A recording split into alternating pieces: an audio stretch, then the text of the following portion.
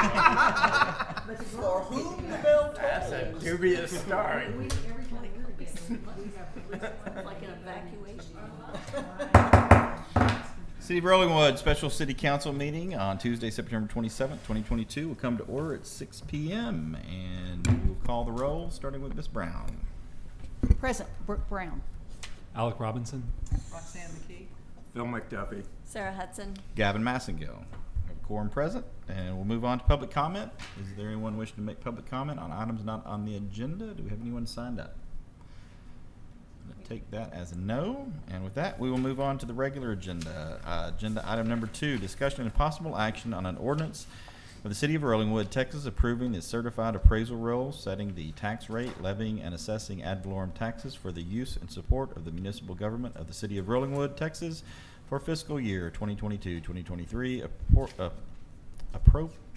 apportioning the levies for specific purposes, providing a severability clause, and providing an effective date.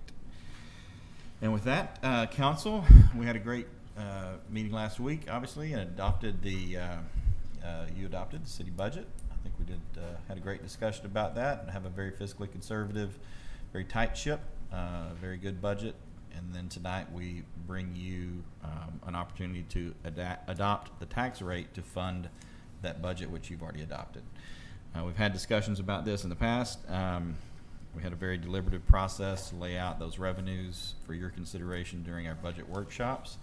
And tonight is where the rubber meets the road. So with that, I will turn it over to council.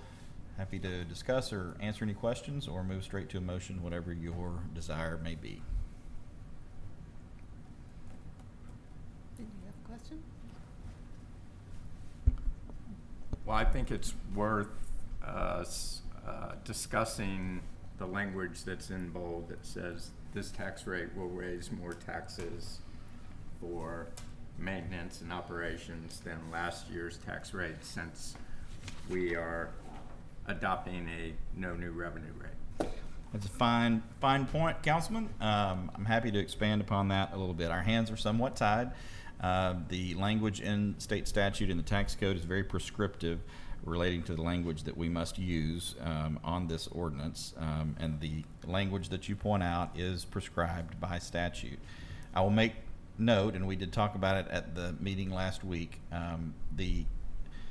even upon adoption of a no new revenue rate, that rate will raise $25,979 more than the rate did, than the rate did last for the last budget cycle.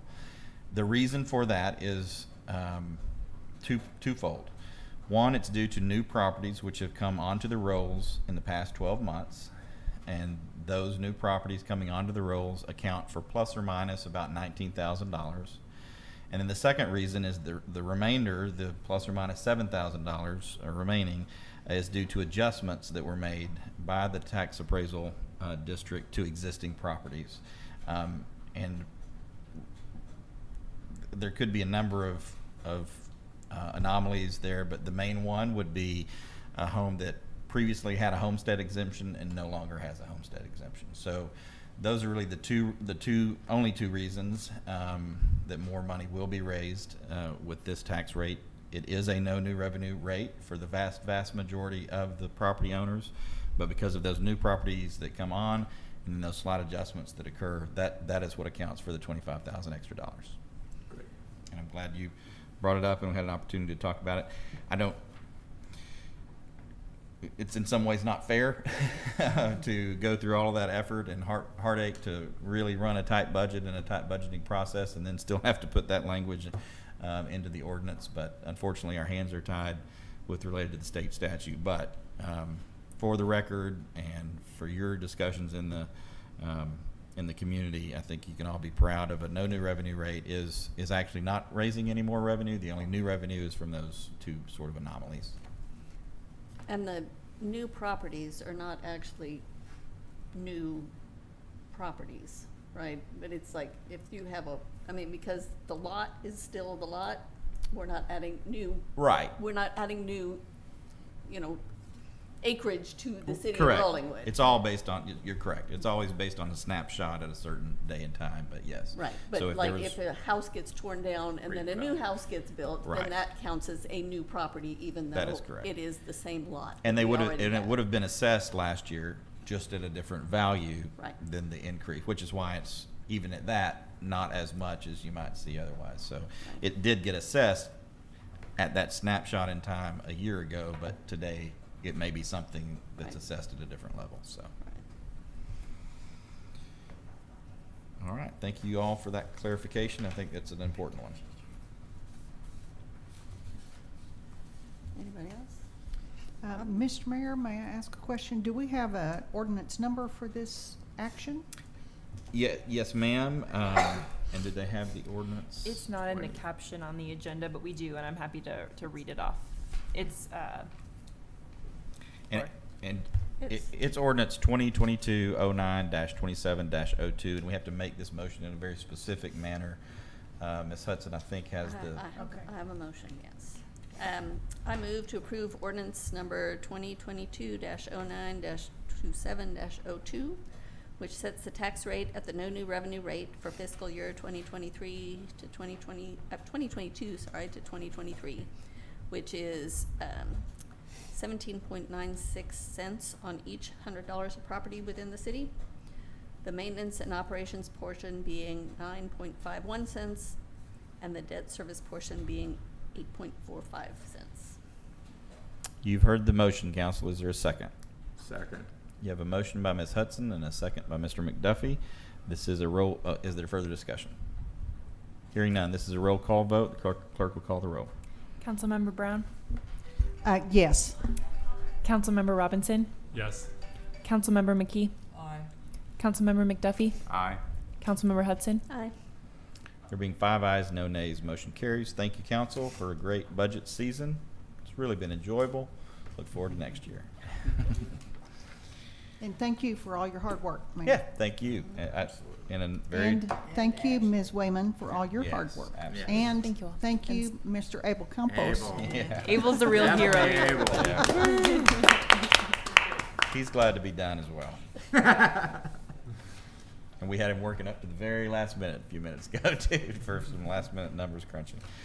Okay, with that, we will move off of agenda item number 2 onto agenda item number 3, discussion and possible action to cast a ballot for the Texas Municipal League and Intergovernmental Risk Pool Board of Trustees election. At council's instruction, we did get some clarification on how we are to cast this ballot, and I've done a little research that I'm happy to share with you. Ms. Wayman, I'll let you expand a little bit on how this ballot works. Sure. This one is a little different than the other pool we're in. So this one we do vote for every place. So all places in TML IRP are at large. So we will vote for places 6 through 9, and we'll make one vote per place. And I did do a bit of due diligence. I will say that this is a fine slate all across for all places.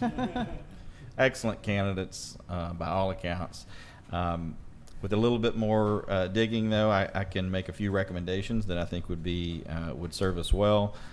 In place 6, I think Kimberly Meismer would be a great candidate. I think in place 7, Mary Dennis, who's the incumbent, has done a great job by all accounts and would be a great person to continue in that role.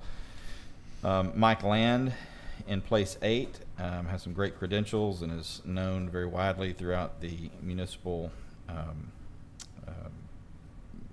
realm, and he would be a good addition to place 8. And the incumbent for place 9, Ms. Opal Jones, has by all accounts done an outstanding job previously and is willing to continue to serve in that role and would also do a nice job. So our recommendations are those. No discussion here. Great. Happy to have a I'll- motion. I move that we vote for the following, and cast a vote for the Texas Municipal League Intergovernmental Risk Pool Board of Trustees election for the following persons: place 6, Kimberly Meismer; place 7, Mary Dennis; place 8, Mike Land; place 9, Opal Maudlin Jones. You've heard the motion. Is there a second? Second. Had a motion by Ms. Brown, a second by Ms. McKee. Is there further discussion? Hearing none, all those in favor say aye. Aye. Opposed say no. Being 5 ayes, no nays, motion carries. Move to adjourn. And we have a quick to the draw. Ms. McKee with a motion to adjourn. All those in favor say aye. Aye. Opposed say no. Being 5 ayes, no nays, we are adjourned.